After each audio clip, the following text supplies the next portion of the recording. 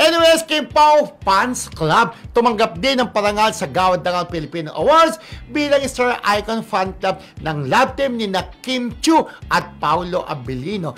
Double celebration talaga ito dahil siyempre tinanghal na top favorite leading lady si Kim habang top favorite leading man naman si Paolo Abilino. Ang bangga naman ng Kim Pao fans, hindi nagpapatalbog, di ba? Kasi ang nangyari niyang BFF, eto ha, ang nangyari dyan, sila po, ang nangyari dyan is botohan. Botohan, ito yung FB star.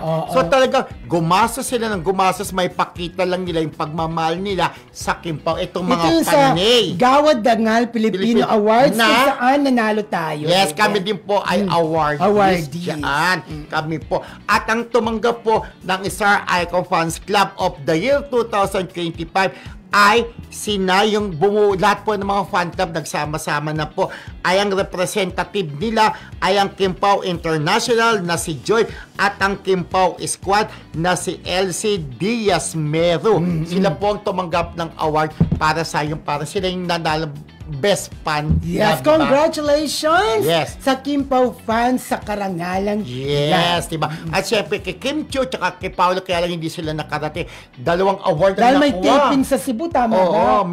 Dalawang award ang natanggap ng Kim Pao, yung pong isa ay Star Icon Love Team. Sila po nag-number 1. Tapos po, top favorite leading lady si Kim Chiu, top favorite leading man naman si Paolo Abilino. Yan po ay dahil sa supportang ipinakita ng kanilang mga nagmamahal na supporters. Talagang gumasa sila, bumoto sila ng bumoto, manalo lang ang kanilang hinahangan, ang kanilang idol na Kim Pao. So congratulations po Kim Chiu and Paolo Abilino at syempre sa kanilang mga fans, sa mga fan club nila. Yes, congratulations!